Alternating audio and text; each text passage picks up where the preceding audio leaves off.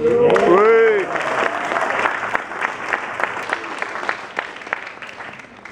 told me to keep this short and talk fast.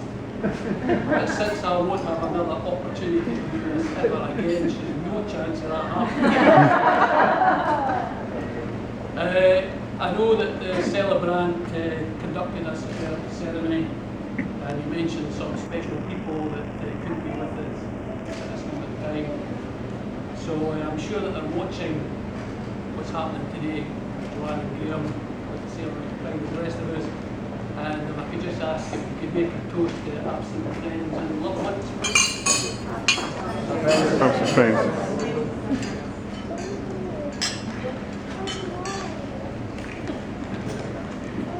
This is the 5th time I've been in the starting lineup for occasions such as this, and I can honestly say this is my proudest moment.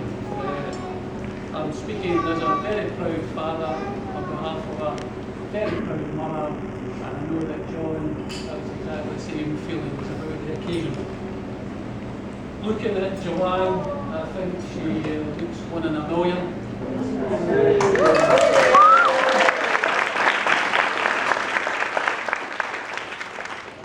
Graham looks one and a half.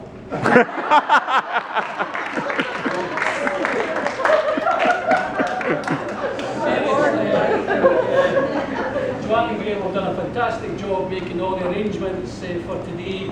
The flower girls, Lois, Olivia, were absolutely beautiful. The song by Rebecca and Adam and me, a bit of sweat under my eyes a wee bit there. Well done to you all, thank you. I know, Graham, that you're saying at this moment in time, well, I didn't actually do very much on this occasion. That's the first lesson in married life, is you sit back, you let the wife do all the work, and you bask in the adulation that comes after. The second lesson, and I've got a fridge magnet in the kitchen to remind me of this, if at first you don't succeed, you do it the wife's way. It's good to see you all today, especially the workers, because I know you've all had to take a day off leave to attend this wedding, so you've put an extra special effort into coming. We knew there'd be no problem with the pensioners, because they'll go anywhere.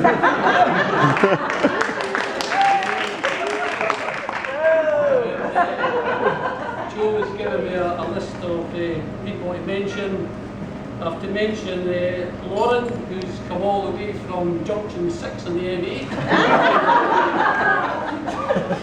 Got Auntie Gladys, who's come all the way from Manchester. Oh, I wonder where you were bringing me from then. We've got Mavis, who's come all the way from Cheadle. We've got Uncle Cyril and Auntie Babs, who've come all the way from Crewe. And it usually takes them 3 days to get it. We've got Graham's pal Stephen, Hey! all the way from Shropshire, as the celebrant told us, and probably the furthest people to come from is from Guernsey, is Uncle David, Auntie Shane, Fiona, and Hannah and Fiona, I should say.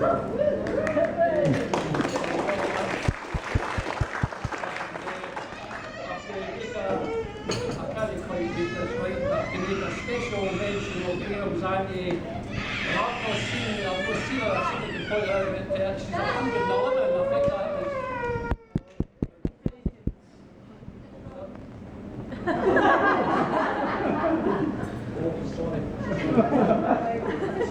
Sorry, I have to mention Graham's auntie who is ill and can't be here.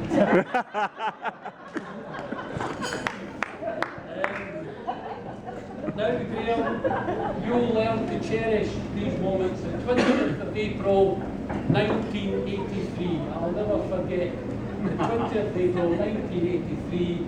It was the day my lovely wife was taken into hospital with high blood pressure, and I had the house to myself. I was able to hang my clothes lying about the place, just drop everything as I was going along. My next door neighbours, they were handing food through to me.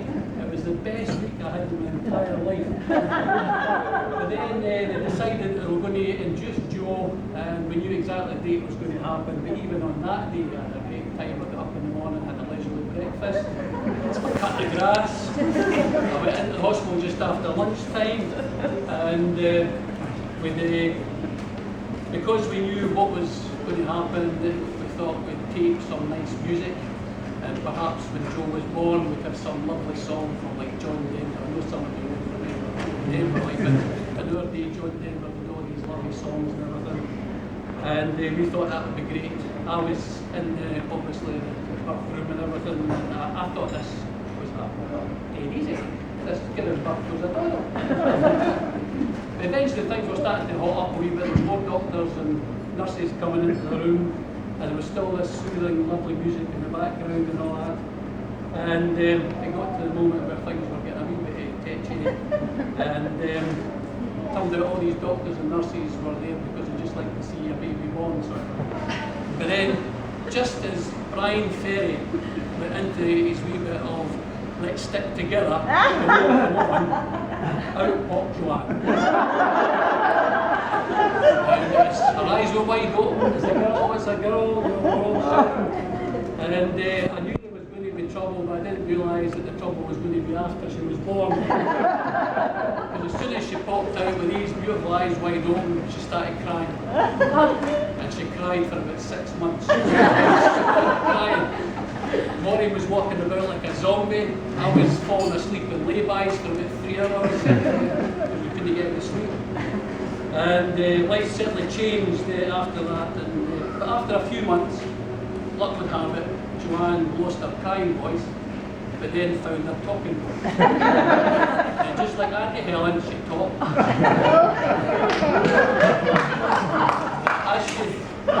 As she grew up, she was always a very caring person, right from when her wee brother used to get frightened with the low-flying jets, start crying his eyes out. Joanne would run over to give him a wee cuddle, make sure he was all right.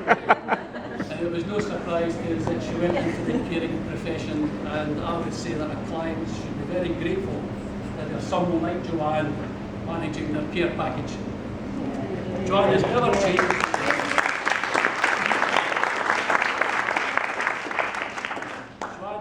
Changed. She's always thinking about other people, and I know Graham, as somebody by his side, will be an asset as they work their way through married life.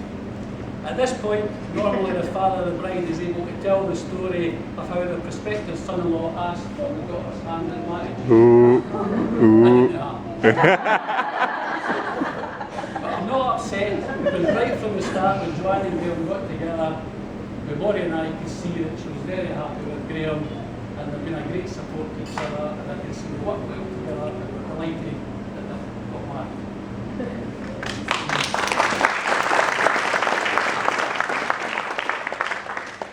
Brian Ferry's song at Joanne's birth of Let's Stick Together is how marriage should be. There will be ups and downs, but if they try and stick together and sort the problems out, that will lead to a long-lasting friendship. And that's my wish for them, that they stick together and make that a successful partnership. Joanne and Graham, they're a lovely couple, love and support each other, stay friends and have a long and happy life together. Ladies and gentlemen, I'd like to propose a toast to Joanne and Graham, Mr. and